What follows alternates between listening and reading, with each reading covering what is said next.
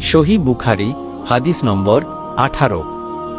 উবাদাহ ইবনু সামিত রাদিয়াল্লাহু তাআলা আনহু থেকে বর্ণিত, রাসূলুল্লাহ সাল্লাল্লাহু আলাইহি ওয়াসাল্লাম একদল সাহাবীর সামনে বলেন, তোমরা আমার কাছে অঙ্গীকার করো যে আল্লাহর সঙ্গে কাউকে শরীক করবে না, চুরি করবে না, ব্যভিচার করবে না, সন্তানদের হত্যা করবে না, মিথ্যা অপবাদ দিবে না এবং ভালো কাজে অবাধ্যতা করবে না।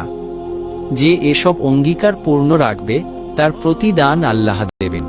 আর কেউ যদি এই কাজগুলোর মধ্যে কোনোটি করে ফেলে কিন্তু দুনিয়াতে শাস্তি পায়, তবে সেটি হবে তার কাফফারা বা পাপ মোচনের কারণ।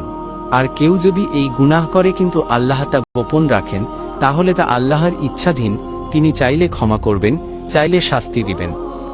এই হাদিসে রাসূলুল্লাহ সাল্লাল্লাহু আলাইহি ওয়াসাল্লাম তার সাহাবীদের কাছে একটি গুরুত্বপূর্ণ অঙ্গীকার বায়াত গ্রহণ করেন। এতে তিনি বলেন, একজন মুসলিমের উচিত আল্লাহর সঙ্গে কাউকে শরীক না করা, অন্যায় কাজ থেকে দূরে থাকা, বিশেষ করে চুরি, ব্যভিচার, সন্তান হত্যা, মিথ্যা অপবাদ এবং সৎকাজে অবাধ্যতা, এসব কিছু এড়িয়ে চলা।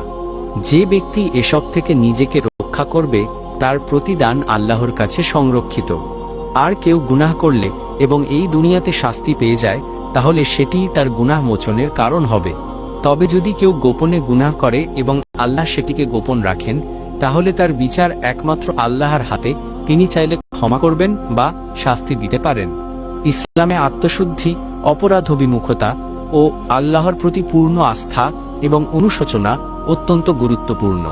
যারা গুনাহ থেকে বাঁচে তারা পুরস্কার প্রাপ্ত হবে, আর যারা গুনাহ করে ফেলে তাদের উচিত অনুতপ্ত হওয়া এবং আল্লাহর কাছে ক্ষমা চাওয়া। ভালো লাগলে ফলো করুন। ধন্যবাদ।